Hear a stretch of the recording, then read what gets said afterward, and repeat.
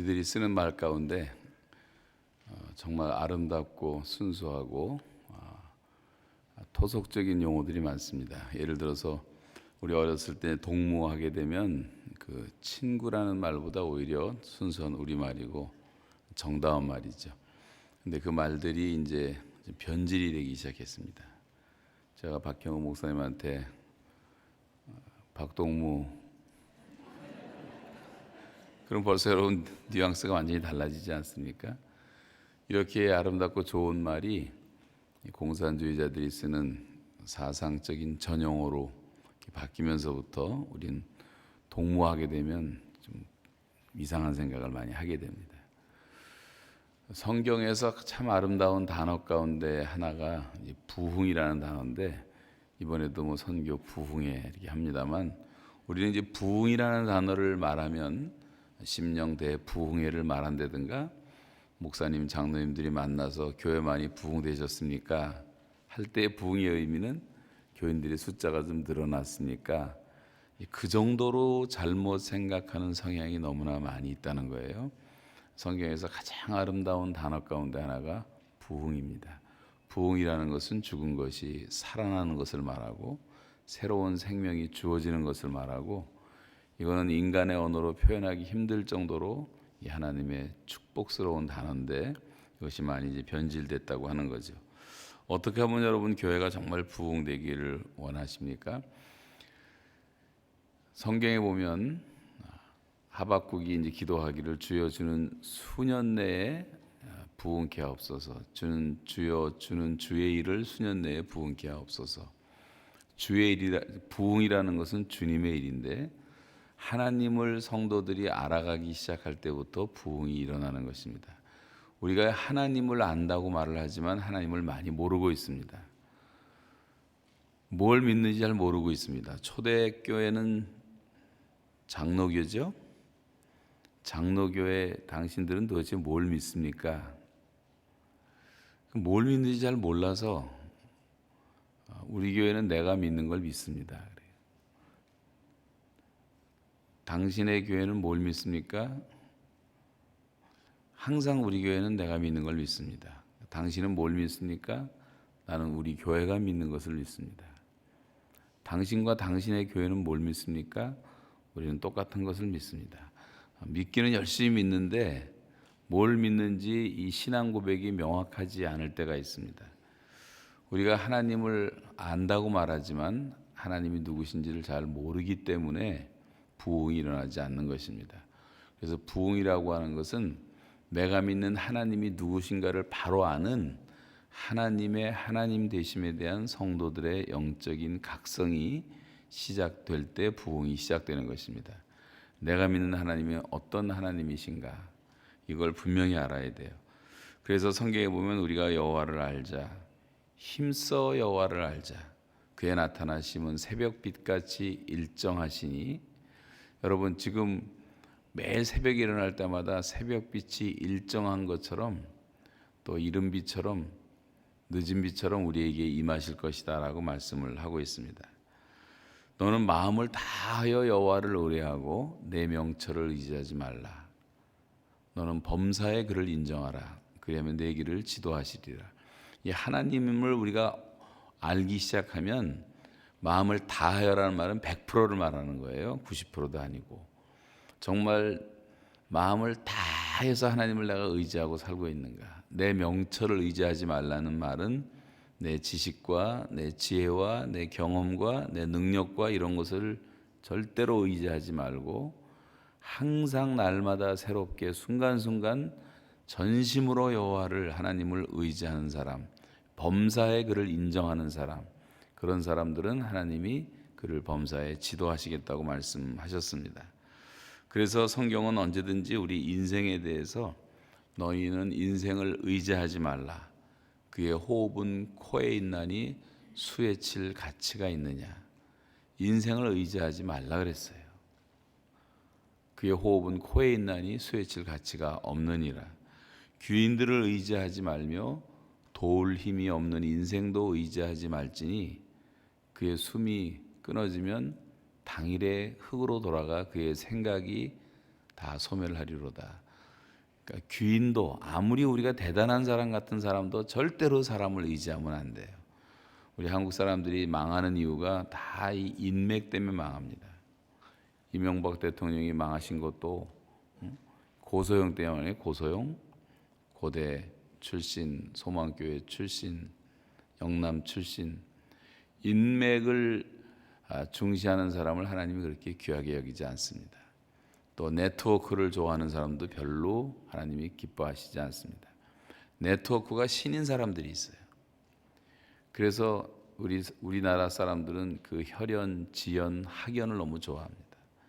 교회도 그런 교회는 망하게 돼 있어요. 이게 좀 제가 사용할 줄 몰라요.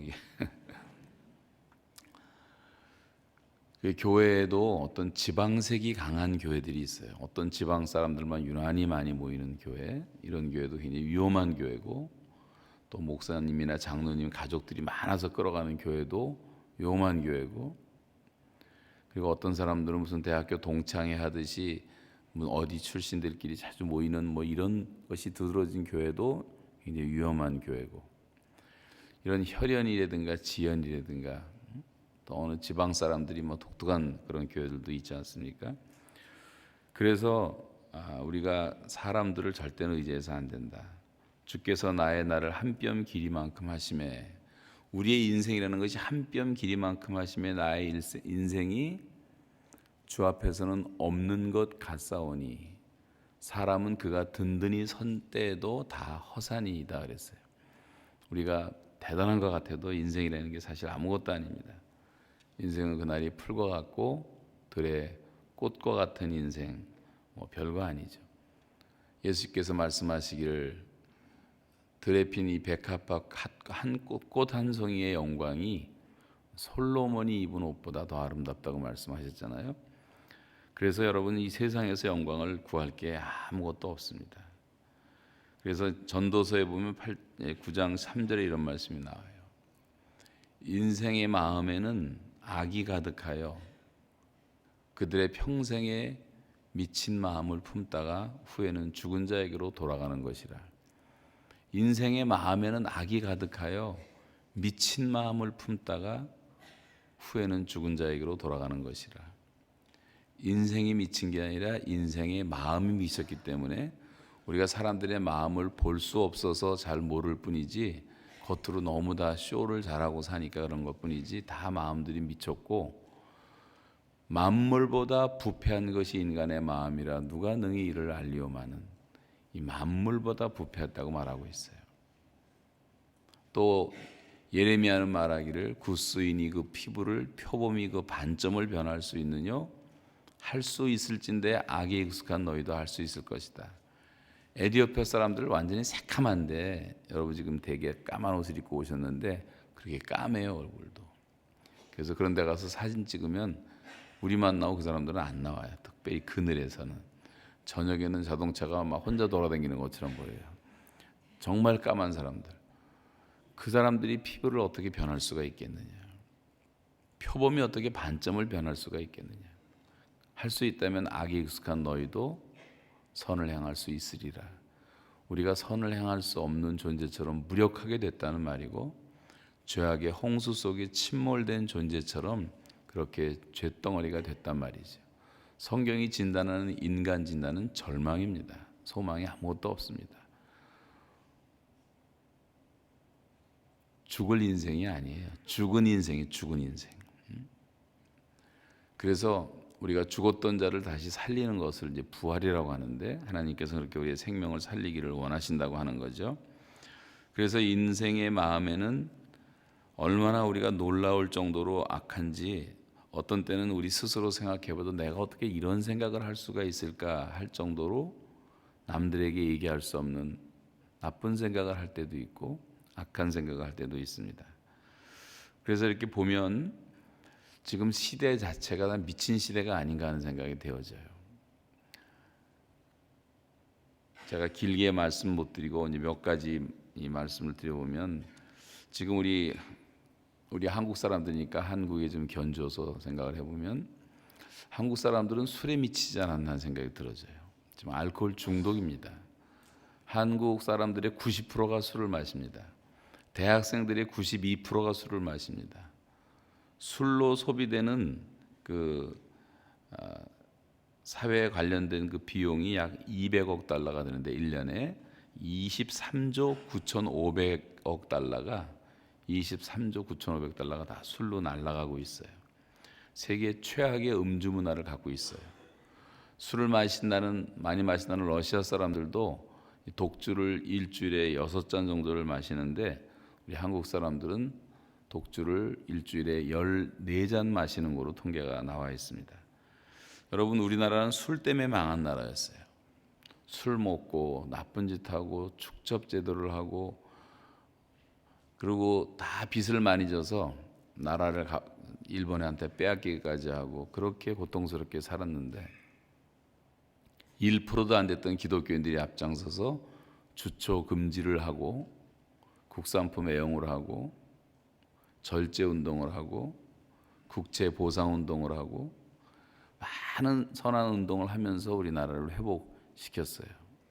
이승만 대통령이 전도하다 감옥에 갇혀서 5년 7개월 동안을 감옥에 살면서 월남 이상재 선생부터 시작해서 지성인들을 다 전도해서 예수 믿게 하고 그들이 중심이 되어서 소수의 사람이었지만 3.1운동을 일으키는 주도적인 역할을 하고 금년 3월 1일이 3.1절 100주년 되는 뜻깊은 해입니다. 그래서 이런 정신을 우리가 잊지 말아야 될 텐데 지금 기독교인들이 그렇게 많은데도 대한민국을 보세요. 연속국을 보세요. 죄다 술 먹는 것밖에는 보이지가 않아요. 젊은 처녀들이 소주 광고를 하는 나라가 어디 있습니까? 제가 극동방송 게스트하우스에 얼마 동안 머물면서 지난번에 새벽에 내려왔더니 새벽기도 가려고 내려왔더니 홍대 앞에 젊은 애들이 평일인데도 죄다 술집에서 기어 나오는데 깜짝 놀랐어요. 여자애들도 오바이트 하면서 나라가 이렇게 위태로운데 젊은 애들이 다 정신들이 썩어가지고 생각하는 게 없어요. 신천에 갔더니 한 수 더 떠요. 건대 앞, 서초동 지하철이 새벽 5시에 출발하는 지하철마다 술 먹은 애들로 가득가득합니다. 다 망할 문화예요. 정신을 차리지 않으면 안 돼요. 정말 하나님의 좀 긍휼 때문에 살고 있는 거라고 생각이 되어집니다. 마약 중독자는 얼마나 많습니까? 빠지기 쉬워도 나오기 힘든 것이 마약이고 뇌를 망가뜨리는 것인데 담배 끊는 것보다 100배나 더 어렵다고 하죠. 이 마약으로 인한 사회적 비용이 1년에 한국에서 2조 5천억 달러가 없어지고 있어요. 뭐 약물 중독, 환각제, 아편, 몰핀, 불면증 치료, 여러분 잘 모르시지만 살 빼는 약, 술 깨는 약, 신경통 치료약, 머리 맑아지는 약 모든 것이 다 마약 성분이 있는 것들이 둔갑해서 우리에게 다가오는 것이 너무나 많습니다. 마리아나나 필로핀이나 헤로인 같은 이런 강성 마약들은 100가지 종류가 넘는데 지금 수많은 연예인들, 정치인들, 사업가들이 다 마약의 노예가 된 사람이 얼마나 많은지 몰라요. 도박 중독도 심합니다. 한국 사람들은 모였다 하면 화투놀이하고 고스톱하고 지금 인터넷 불법 도박이 유행을 하고 카지노가 전국에 생겨서 슬롯머신을 땡기고 스포츠 도박, 로또, 경마장 국내 성인의 5.4%가 치료가 필요한 도박 중독자로 나오고 있고 중고등학생의 73%가 인터넷 도박을 다 경험을 했고 중고등학생의 11.4%가 도박 중독 현상을 보이고 있어요. 그 다음에도 주식 중독이라든가 비트코인 중독이라든가 우리나라 사람들은 이 대박에 대한 어떤 환상이 있어갖고 불로소득을 좋아하고 일확천금을 좋아하고 부동산 투기를 좋아하고 그래서 아직도 사기꾼들이 너무나 많고 지금 통일되면 안 되는 것은 통일되면 다 사기꾼이 들어가서 북한을 다 망쳐놓을 수밖에 없어요. 절대 지금 통일되면 안 돼요. 교회가 다시 각성하기 전에는 연변골이 납니다. 90년대 연변 땅이 열렸을 때 한국 사람들 사기꾼들이 수만 명이 들어가서 사기를 쳐서 연변 땅을 다 베려놨어요. 연변 땅은 지금까지 술집과 노래방밖에 생긴 게 없어요. 가정주부들이 몸을 팔 정도로 다 더럽혀놨어요. 현지첩들이 다 있고 심양이나 돌아다니게 보면 너무 어글리 코리안들이 많고 졸부들이 가서 다 망쳐놓고 말았어요. 그런 것이 통일이라면 통일될 필요도 없고 통일돼서도 안 되는 것입니다. 이 도박에 대한 얘기도 뭐 끝이 없고 또 야동 중독자들, 음란 중독자들, 성도착증 환자들, 인터넷이 완전히 음란의 바다가 돼가지고 아이들부터 어른까지 다 타락을 시키고 있어요. 한국에는 뭐 안마 시술소라든가 이발소라든가 사창가라든가 이런 변태적인 성매매업자들도 많이 있지만 요즘에는 다 인터넷으로 젊은 애들이 여자를 상대하지 않고도 관능을 얼마든지 만족시키는 그런 자유행위들을 많이 하고 있고 그런 포르노가 너무나 많고 이것을 통해서 긴장을 해소하고 위안을 얻는 사람들이 너무 많아요. 다 알려진 타이거 우즈도 그런 사람이었고 유명한 할리우드의 마이클 더글라스도 그런 사람이었고 IMF 총재였던 칸이라는 사람도 그런 사람이었고 미국 대통령 지퍼게이트로 유명한 클린턴도 그런 사람이었고 여러분 현대인들이 이런 중독에 너무나 많이 빠져 있어요. 몰라서 그럴 뿐이지. 컴퓨터 중독, 게임 중독, 노래방 중독, 인터넷 중독, 이 스마트폰 중독도 심각할 정도고 그래서 이런 중독 현상 때문에 대화라는 게 많이 단절돼 있습니다. 기계하고 살고 컴퓨터 없으면 죽어갖고 학교 결석하고 부모 때리고 뭐 이런 얘기들을 하자면 끝이 없을 거예요. 뭐 남자도 그렇지만 여자들의 경우 좀 더 심한 게 쇼핑 중독이 많아요. 여자들은 대부분이 다 충동 구매 장애 현상을 보이고 있고 강박적 구매 현상을 보이고 있어요.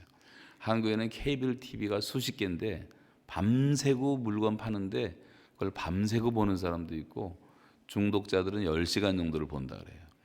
그리고 뭐 두세 시간 보는 사람도 무척 많이 있고 그냥 무조건 필요하지도 않은 물건들을 사들이는 충동적인 집착 증세가 있고 선물을 온 물건을 뜯어보지도 않을 정도로 그리고 카드를 남발하고 어떤 사람들은 반품 중독 현상이 있어갖고 요즘엔 다 바꿔주니까 계속 반품하면서 살아가는 사람도 있고 뭐 신상품 하나 발견하면 뭐 난리가 나고 여러분 방구석에 처박아 놓은 것들이 얼마나 많습니까? 틀어보지도 않은 DVD가 얼마나 많으며 신어보지 않은 신발들이 얼마나 많으며 옷장에 썩어가는 옷들은 얼마나 많습니까? 뭐 각종 컬렉션에 중독된 사람도 너무 많아요. 더군다나 이 식탐 중독이 많아서 우리나라 사람들은 너무 많이 먹어요.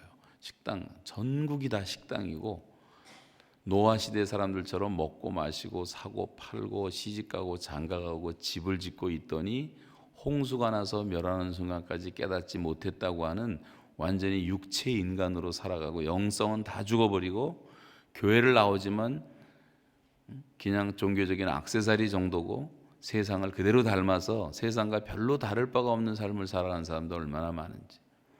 한국 가면 먹고 마시는 것밖에 없어요. 맨날 뭐 먹을까? 아침 먹고 나면 점심 뭐 먹을까? 식당이 얼마나 발달되어 있는지. 텔레비 보면 맨 먹을 거고 연예인들 나와서 찝쩍거리고 돌아다니면서 먹다가 들어가면 1,000만 원씩 준대요. 그 뚱뚱한 또 개그맨 같은 사람들은 일부러 살도 안 빼고 계속 먹기만 해. 그것으로 선전을 해야 되니까. 어떻게 보면 참 불쌍하고 비참하다는 생각이 들어져요. 먹기 위해 태어났는가 하는 생각이 들 정도로. 마시는 건 얼마나 많습니까? 사고 팔고 장사를 얼마나 많이 하는지.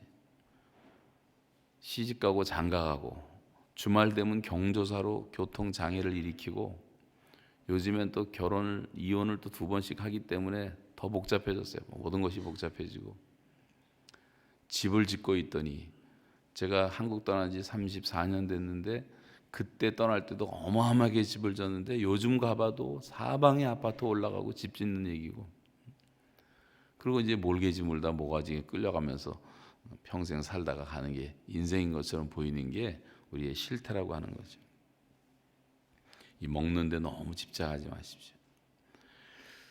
연속국 중독자들도 있고요. 노인들은 또 하루 종일 텔레비 보고 바보 상자 앞에 앉아서 정말 바보같이 살아요.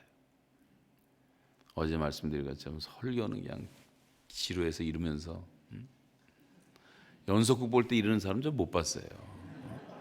이거 왜 이렇게 빨리 끝나? 이거 좀 더 하지. 그래서 그걸 재밌게 만들어 놓으니까 그런 거 아니겠습니까? 그 엔터테인먼트에 중독된 것만 해도 수도 없어요. 아이들부터 시작해서. 요즘엔 또 성형 중독도 한몫합니다. 외모 지상주의가 발전하면서요, 다 육체 인간이 되다 보니까 외모에 관심이 많은 거예요. 성형 시술하는 병원이 한국에 통계로 나온 것만 9,000개가 있어요. 강남에는 빌딩 안에 몇 개씩 있습니다. 여름방학 되면 중고등학생들도 초만 원을 이룬다 그래요. 한 번 하는데 비싼 것 보통 한 1,000만 원씩 줘야 되는데 애들이 돈이 없으니까 원조교제를 통해서 돈을 만들어낸다 그래요. 그래서 여러분 생기는 애들이 1년에 100만 명이 낙태를 합니다. 수많은 미혼모들이 애를 낳습니다. 우리 사회가 겉으로 멀쩡해 보여도 속으로 많이 병들어가고 있어요.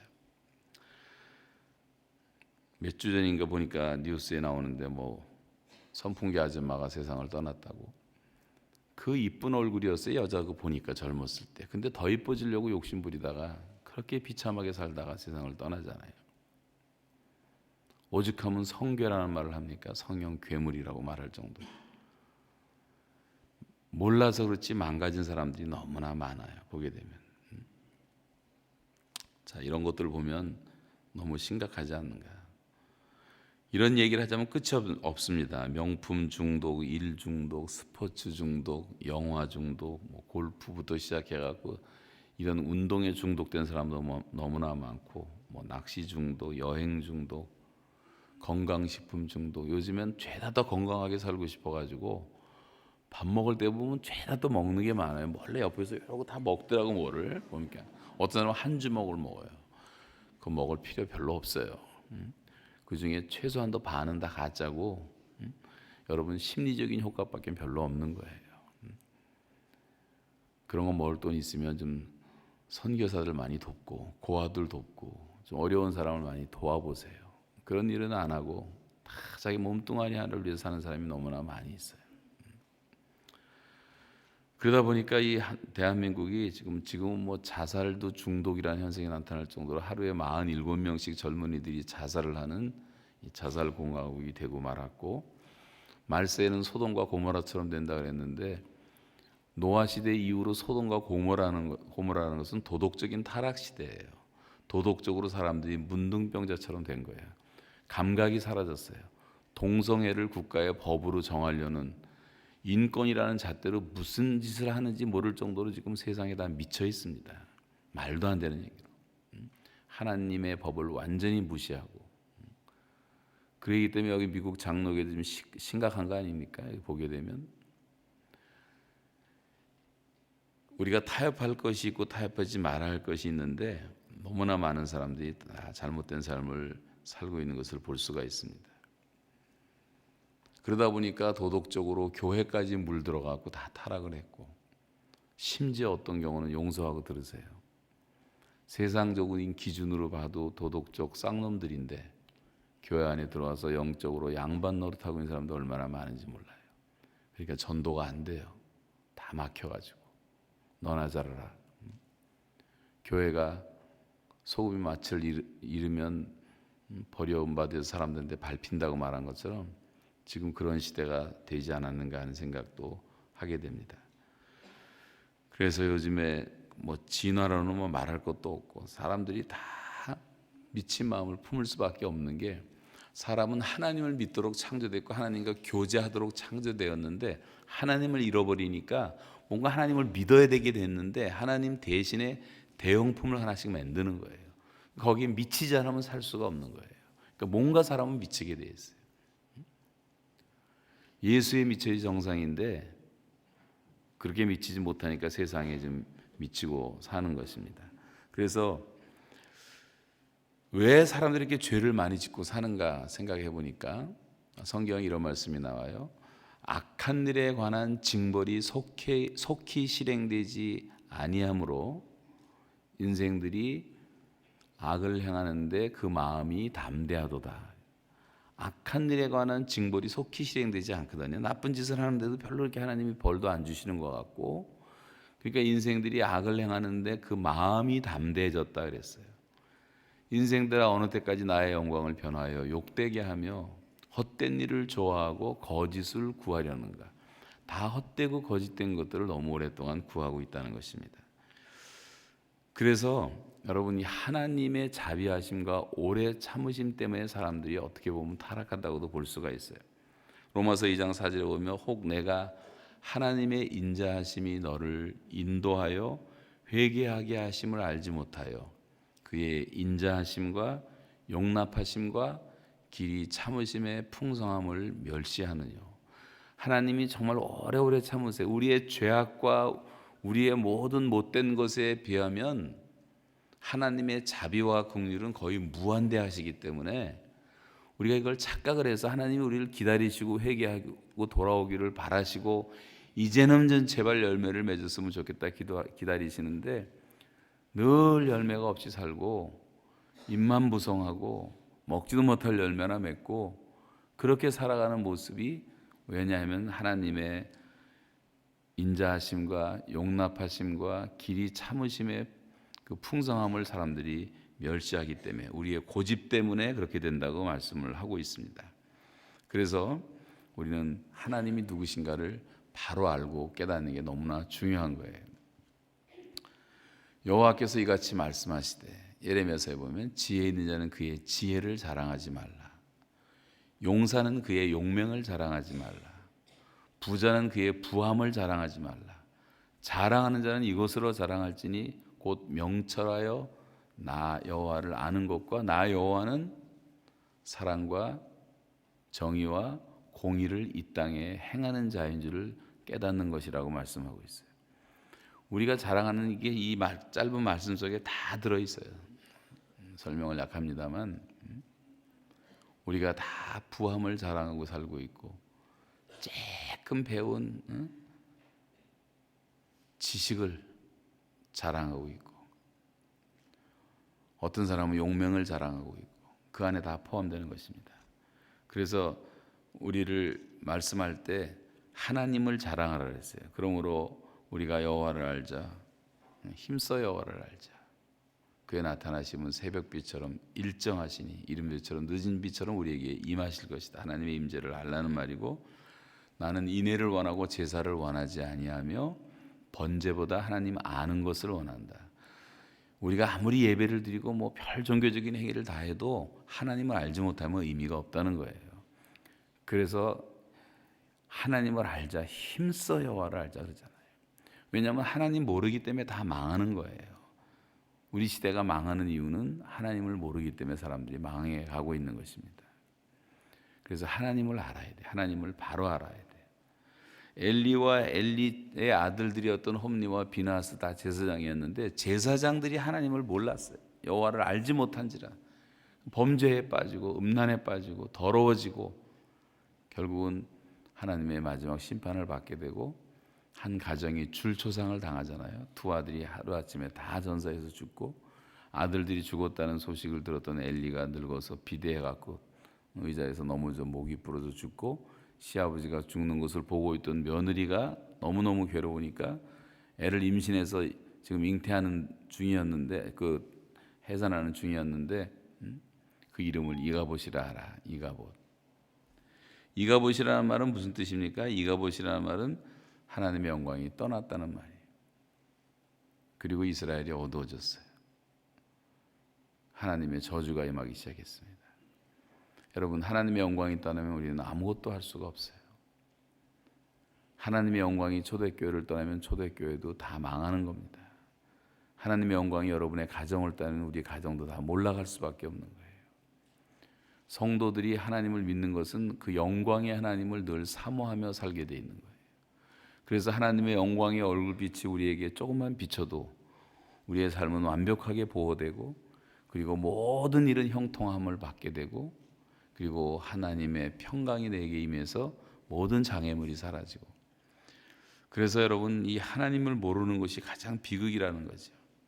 거룩한 자를 아는 것이 명철이라고 말했고 가산이 적어도 여호와를 경외하는 것이 크게 부하고 번뇌하는 것보다 낫다고 말씀하고 있어요. 자, 이제 하나님이 어떤 분이신가?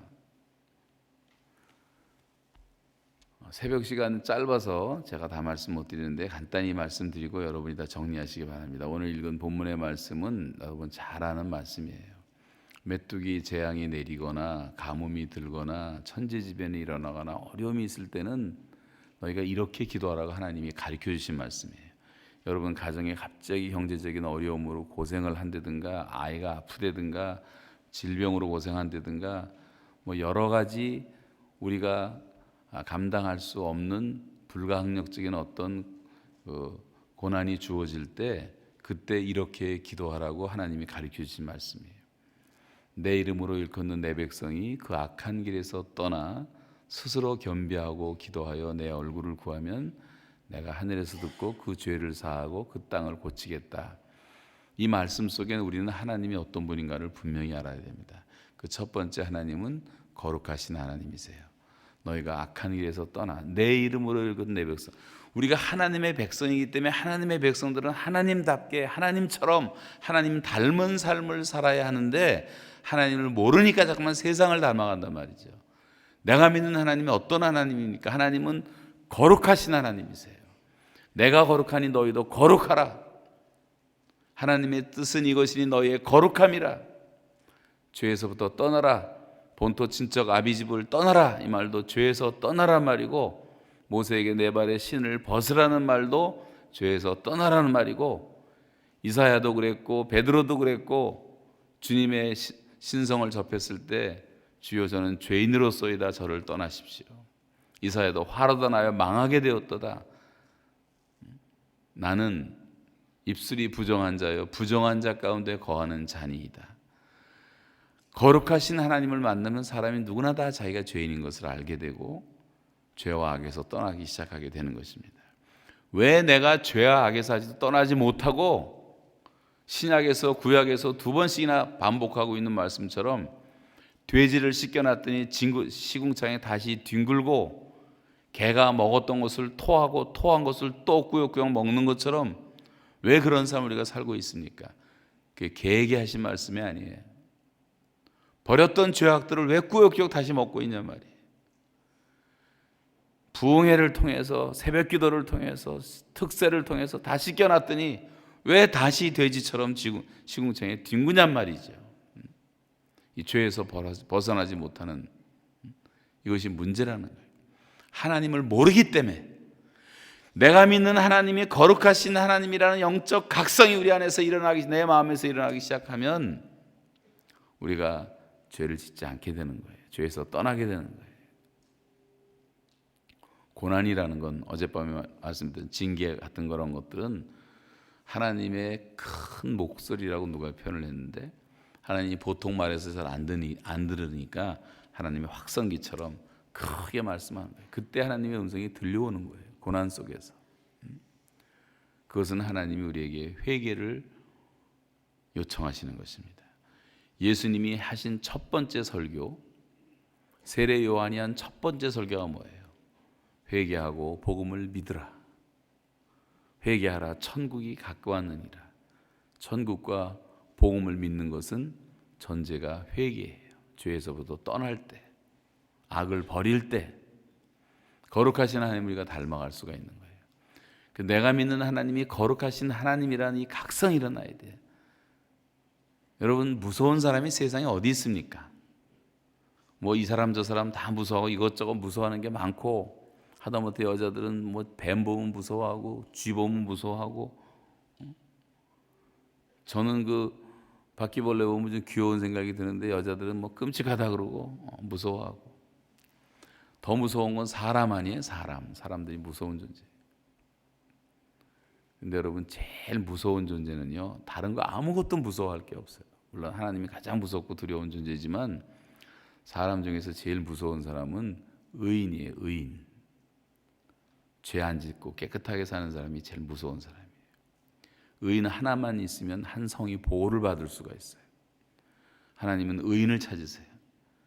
다니엘처럼, 욥처럼, 노아처럼 의로운 사람을 하나님이 찾으신다고 말씀했어요.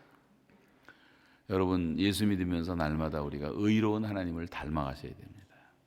의의 하나님, 하나님은 거룩하신 하나님. 내 이름을 잃고 있는 내 백성이 그 악한 길에서 떠나 스스로 겸비하고, 하나님은 겸손한 자들을 찾으시는데 하나님은 겸손한 자들에게 은혜를 주시고 교만한 자를 대적하신다 했어요. 교만이라는 것은 마귀의 죄이기 때문에, 마귀의 죄라는 것은 언제든지 비교하는 거예요. 내가 하나님과 비길이라 지극히 높은 곳에 오를 것이다. 이 비교의식과 열등의식이 있는 사람들은 다 교만한 사람들이에요. 여러분, 비교의식이 없어야 돼요. 배 아픈 사람들 다 비교의식 때문에 그런 겁니다. 다른 사람은 저택에서 사는데 나는 이렇게 새빵살이 해야 되나. 배가 고파서 아픈 게 아니라 배가 아픈 거예요. 그게 다 비교의식, 열등의식, 자만한 거, 이게 다 마귀에게서 나온 것들입니다. 우리는 하나님의 창조의식을 가지고 하나님이 지으신 그대로, 하나님이 주신 은사대로, 하나님의 뜻대로 생긴 모습 그대로 그냥 믿음의 분수대로 살면 되는 것인데, 자기 분수들을 많이 모른다는 거죠. 우리가 믿는 하나님이 정말 지극히 높으신 하나님인 것을 알면 사람은 겸손해질 수밖에 없어요. 여러분, 인간 조건을 생각해 보세요. 내가 한국 사람이 되고 싶어서 한국 사람이 된 것도 아니고, 내 얼굴 모양 이렇게 만들고 싶어서 만든 것도 아니고, 어떤 인간 조건 하나 내가 원해서 된 것은 한 가지도 없습니다. 영어로 말하면 to be지 to do가 아니에요. 내가 능동적으로 만든 것은 아무것도 없어요. 하나님이 다 만들어 주신 것입니다. 그런 의미에서 우리는 내가 피조물이라는 것을 누구보다 자각할 수가 있어요. 그런 피조물에 대한 자각 증상이 생기기 시작해야 돼요. I'm somebody 하는 사람은 이미 다 타락한 사람들이에요. 내가 아무것도 아닌 것을 알아야 돼요.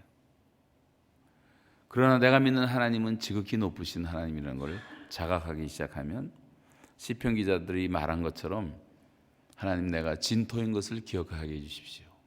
내 인생이라는 게 아무것도 아니더라고. 먼지고 흙이고, 숨이 끊어지면 하루 만에, 하루도 안 지나서 그 생각은 다 소멸해버리고, 우리가 뭐예요? 아무것도 아닙니다. 오늘도 하루에 몇 명이 죽는 줄 아세요? 최소한도 15만 명이 세상을 떠나게 돼 있어요. 평균 많으면 30만 명까지도. 매일같이 20만 명씩 지구를 떠나요. 죽으면 아무것도 아니에요. 다 잊혀지는 존재고, 안개와 같은 존재고, 그림자 같은 존재고, 밤의 한 경점처럼 없는 것 같은 존재고, 흙으로 만들어지고 코로 숨쉬는 존재이고, 내 인생을 똑바로 알면 우리가 절대로 교만해질 수가 없어요. 지극히 높으신 하나님을 경외하는 사람이 될 수가 있는 거예요. 내가 믿는 하나님은 The Most High God, 지극히 높으신 하나님이라는 것을 계속 자각하고 하나님을 경배하며 살 줄 알아야 됩니다. 세 번째, 하나님은 영광 가운데 계신 하나님이에요. 내 이름을 일컫는 내 백성이 악한 길에서 떠나 스스로 겸비하고 기도하여 내 얼굴을 구하면, 우리가 하나님의 얼굴을 구하는 사람들 아니에요. 영광 가운데 계신 하나님, 글로리우스 가, 하나님은 영광스러운 하나님이세요. 이스라엘 백성들이 1년에 3대 절기를 지키면서 다 성전에 모여들었던 이유는 그 영광의 하나님을 사모했기 때문에 모인 것입니다. 영광의 하나님이 조금만 비치면 우리는 다 살아나는 거예요. 우리의 가정은 다 피어납니다. 모든 일은 다 회복되고, 여러분 금년 한 해에 여러분 손으로 손대는 일마다, 하는 일마다, 생각하는 것마다 다 형통한 삶을 살아갈 수 있는 비결은 영광의 하나님의 빛을 받는 길밖에 없어요. 하나님의 빛이 비치면 다 형통하게 될 줄로 믿습니다. 날마다 우리의 속사람은 강건하게 될 줄로 믿습니다. 젊은 독수리보다 강해질 수가 있는 거예요. 소년이라도 장정이라도 넘어지고 자빠지고 피곤하고 다 그렇게 살지만, 하나님을 앙망하고 경외하는 사람들에게 하나님의 영광빛이 비치면요, 피곤치가 않아요. 시차도 별로 없어요. 모세는 120세, 80세에 부름받고 120세가 되어서도 눈이 흐리지 않았고 기력이 쇠하지 않았다고 말해요. 여호수아와 갈렙은 믿음으로 살았기 때문에 하나님을 늘 앙망하고 살다 보니까 85세가 되어서도 40대처럼 출입하는 것이 여전했다고 말해요. 하나님의 일을 감당하고 하나님의 영광을 위해서 살기 시작하면 건강은 하나님이 책임져 주시는 것입니다. 그리고 우리가 무슨 일이든지 할 수가 있는 거예요. 내가 힘들다, 피곤하다, 아프다 하는 것은 대개 다 자기 암시에 걸려서 그런 거예요. 영광의 하나님을 만나면 되는데 우리는 이상하게 하나님의 영광을 구하지 않고 예배는 드리는데 나갔다 하면 세상의 영광을 너무 구하는 거예요. 세상에서 좀 한 자리 해볼 수 없을까? 한몫 해볼 수 없을까? 내가 될 줄이 없는가? 내 친척이 대통령이 되고 내 친척이 좀 부자가 되고 뭐가 되면 뭐 한 자리에 어떤 기대를 하고, 아까 말씀드렸던 것처럼 자꾸만 어떤 인맥을 기대고 네트워크를 기대고, 그러지 말고 내가 믿는 하나님은 영광 가운데 계신 하나님이라는 걸 믿고 영광의 하나님의 얼굴을 구하세요. 그 하나님의 영광의 얼굴빛이 비추면 우리에게는 아무것도 부족한 것이 없는 삶을 살게 될 줄로 믿습니다. 모세가 그 하나님의 영광의 얼굴을 구하다가 내려왔더니 얼굴에서 빛이 난 사람들이 쳐다보지를 못해서 수건을 쓰고 얘기를 할 정도가 됐잖아요. 우리가 그 정도 우리가 하나님의 영광을 구하고 하나님의 빛을 받으면 얼마나 좋을까. 이 세상에 다 쓰레기 같은 것, 배설물 같은 것, 버렸던 것들, 사도 바울이 그랬잖아요. 예수를 만나고 나니까 그렇게 영광스러웠던 것들이 다 배설물처럼 여기서 가치가 다 격화돼 버리는 거예요. 예수 믿는 사람들에게. 우리말로 점잖게 배설물이라고 번역을 했죠. 그게 똥이란 말이에요. 똥. 여러분 세상에 좋아하던 것들을 똥처럼 여기고 있습니까? 그런 가치관의 변화가 일어나지 않으면 제대로 예수 믿는 사람들이 아니에요. 그런 의미에서 내가 믿는 하나님이 영광의 하나님인 것을 알아야 돼요. 또 하나님은 신실하신 하나님이세요. 내 얼굴을 구하면 내가 하늘에서 듣고, 땅에 우리는 살고 있지만 기도하는 그 기도를 하나님은 하늘에서 들으시는 하나님. 여러분 이 셀럽판 하나만 해도 너무 신기하지 않습니까? 인간의 머리로 만들어낸 요거 하나씩 똑똑똑 두들기면 아프리카에 있든지 한국에 있든지 어디에 있든지 다 동영상으로 볼 수 있고, 우리 소리를 다 들을 수가 있다면 76억의 인구의 모든 그 여러분과 저의 모든 개인적인 그런 그 비밀들을, 인적 사항을 다 정리해서 넣으면은요, 할머니들이 쓰는 이 손가락에 끼는 골무 정도밖에 안 되는 칩 속에 다 들어갈 수 있다고 말할 정도로 사람들의 머리도 그렇게 발전되어 있다면, 여러분 전능하신 하나님을 믿는 우리가 기도하는 기도를 들으신다는 것을 왜 의심합니까? 반드시 들으시는데, 너희가 지금까지는 내 이름으로 아무것도 구하지 아니하였으나 구하라. 그러면 너희 마음에 기쁨이 충만하리라. 너희가 내 이름으로 무엇을 구하면 하나님께서 다 응답해 주시는데, 이것은 아들을 인하여 아버지로 하여금 영광을 얻으시게 하려 함이라. 우리가 기도하지 않으면 하나님이 절대 영광을 못 얻으시고, 기도하지 않으면 우리 마음에 기쁨이 충만하지 않아요. 그래서 하나님께 기도하라고 말씀했고 기도 응답을 받고 살라고 말씀. 여러분 내가 손들어 그러면 다 손들 거예요. 기도 응답 안 받아보신 분 없죠? 기도 응답 받았을 때 얼마나 기쁩니까? 그래서 우리 기도하라고 말씀하시는 거예요. 기도 응답에 대한 얘기면 끝이 없습니다만, 저는 기도 응답에 대한 얘기들을 묵상하면 늘 기쁨이 다시 살아나요. 전도했던 얘기들, 우리 가정 복음화시켜서 7남매와 온 가족이 목사님 모시고 가정 예배 드릴 때, 제가 어렸을 때 그 기도를 응답해 주신 하나님께 얼마나 감사했는지 눈물이 나오는데 눈물을 주체를 못하고 울었어요. 제가 CCC 간사할 때 80년도에 세계 복음화 대성회 때 고등학생 분과를 책임지고 학생들을 모으는데 10,000명, 15,000명을 모으라고 지시를 받고 민족복음화 운동을 하는 파트를 맡았었는데, 1년 내내 홍보하고 돌아다녔는데도 1,600명밖에 등록을 못했어요. 이틀 전인데 세계적인 강사들이 다 오고, 달나라 갔다 온 어인대령도 오고, 너무 기가 막히더라고요. 그때 우리가 너무 답답해서 이 얘기를 이제 길게 설명을 해야지 좀 이해가 빠른 건데, 간단히 말하면 금식기도에 들어가서 금식을 하면서, 그때 학생들이 못 나오는 이유는 과학 공부와 보충 수업 때문에 못 나왔어요. 과학 공부와 보충 수업에 다 붙잡혀갖고 학교들의 애들을 놔주질 않는 거예요. 그래서 우리가 하나님 민족을 복음화해야 되고 청소년들이 변화돼야 되는데 아이들을 좀 놔주십시오. 방법은 없습니다. 보충 수업을 폐지시켜 주시든가 과외 공부를 없애주시든가 하나님 역사해달라고 맨날 보충 수업, 과외 공부, 보충 그것만 놓고 기도를 했는데 이틀 전 아침 새벽에 철야 기도하고 나가는데 어떤 학생 하나가 막 뛰어오더니 신문을 들고 뛰어오는데 큰 호해를 들고 헤드라인 기사가 얼마나 큰지 저도 깜짝 놀랐어요. 내용이 뭐냐면 과외 공부 전면 폐지, 보충 수업 전면 폐지. 그 밑에 글을 읽어보니까 그 당시 전두환 대통령 때인데 하나님은 다 사람들을 사용하시는 거예요. 그런 사람이니까. 저녁 5시에 갑자기 문교부 장관 소집해갖고 비밀로 아무도 모르게 어떤 회의도 거치지 않고 보충 수업과 과외 공부를 완전히 폐지시킨 발표가 나고 그 다음날 집회가 시작됐는데 전국에서 애들이 몰려왔는데 제가 아침 7시에 나갔어요. 9시 집회인데 다 등록을 받고 하는데 장충체관 일대가 그냥 8.15 해방 맞은 사람처럼 애들이 꽝 보였는데 다 어디서 뭐 현수막 같은 거 만들어서 전국에서 몰려왔어요. 8시 됐는데 장충체육관이 바닥까지 꽉 찼어요. 그 집회가 시작되고 제가 첫 사회를 보는데 제 뒤에 어윤대령이 앉아 있었어요. 우주비행사가.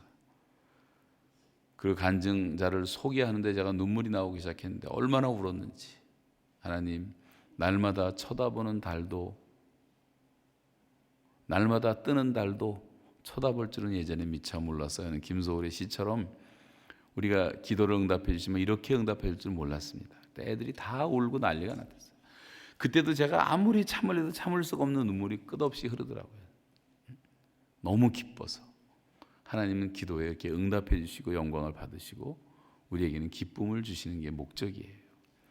여러분 아이들이 뭘 달라달라 하고 엄마 아빠도 조르면서 잘하는 게 애들 아닙니까? 이 꼬마가 아무것도 달라는 것도 없이 잘하고 어려서부터 다 자기 힘으로 태어나서부터 뭐 기저귀 가는 것도 자기가 다 갈고 똥도 자기가 치고 초등학교부터 유치원부터 대학교부터 다 우등으로 졸업하고 부모의 도움을 하나도 안 받고 그런 아이들은 기특한 게 아니라 징그러울 거예요. 징그러울 거예요. 애들은 애들 같아야 돼요. 칭얼대고 뭐 엄마 뭐 사달라 그러고 자전거 사달라 그러고 엄마 아버지는 다 때를 박아갖고 필요한 것들을 사주고 주는 게 기쁨이에요. 부모 없어서 못 주지. 자식들은 받는 게 기쁨이에요. 하나님과 관계가 똑같습니다. 하나님은 주시는 기쁨, 우리는 받는 기쁨. 그래서 하나님께 달라는 게 많은 게 좋은 거예요. 내 입을 넓게 열라 내가 채우리라고 말씀하잖아요. 기도하고 간구하라고 말씀하잖아요. 기도에 대한 교훈은 성경에 얼마나 가득이 많이 있습니까? 왜 기도하지 않는가? 내가 믿는 하나님이 땅에서 드리는 내 기도를 들으시는 신실하신 하나님이라는 것을 우리가 믿지를 못하는 거예요. 우리 교회 예배당 건축할 때도 제가 5가지 기도 제목을 드렸어요. 우리가 이제 선교하자. 그래서 선교하려면 공항이 가까워야 된다. 그래서 공항에서 5분 거리 되는 땅을 달라고 기도하고 인더스트리얼 지역에 있었는데 아이들을 카나다까지 와서 이런 데 키울 수 없다. 하나님 좋은 공원이 있는 땅을 주십시오. 공원이 붙어있는 땅을 2번째 기도하고 3번째는 뭐 우리 교회는 걸어오는 사람이 한 명도 없어요. 다 멀리서 와야 되기 때문에 하이웨이 진입로 3분 거리에 있는 땅을 달라고 기도하고 그 다음에 3,000명 수용할 수 있는 예배당을 위해서 기도하고 파킹을 위해서 기도했는데 우리 교인들이 이것도 긴 얘기인데 생략하면 제가 그 기도를 시작하고 지나가다가 이제 땅을 하나 보고 들어갔는데 너무 마음에 들더라고.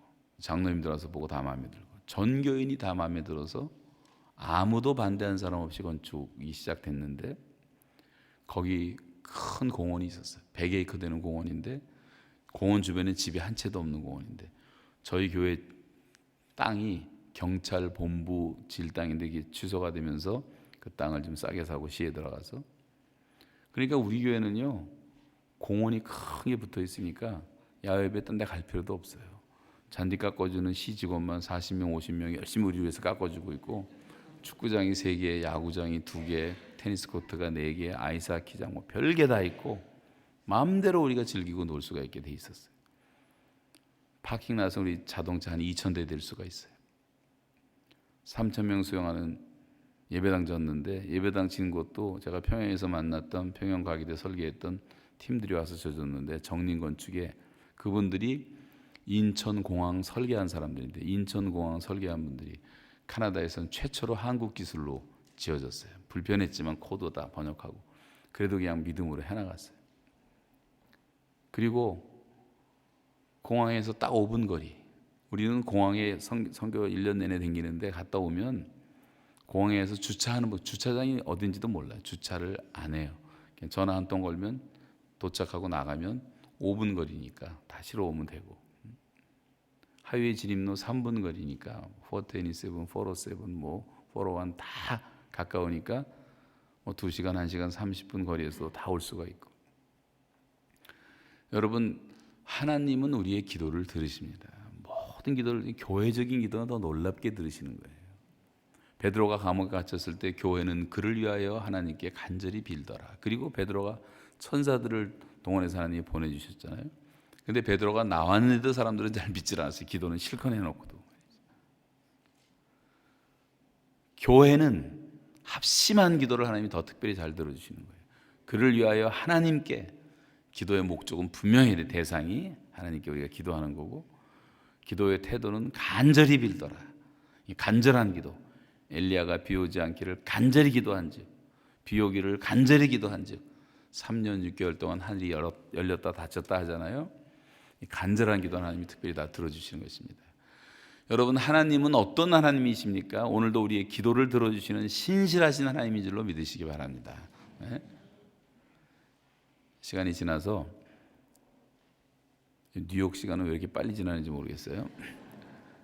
제목만 말씀드리겠는데, 그 하나님은 우리의 죄를 사하신 하나님, 우리의 병을 고치신 하나님.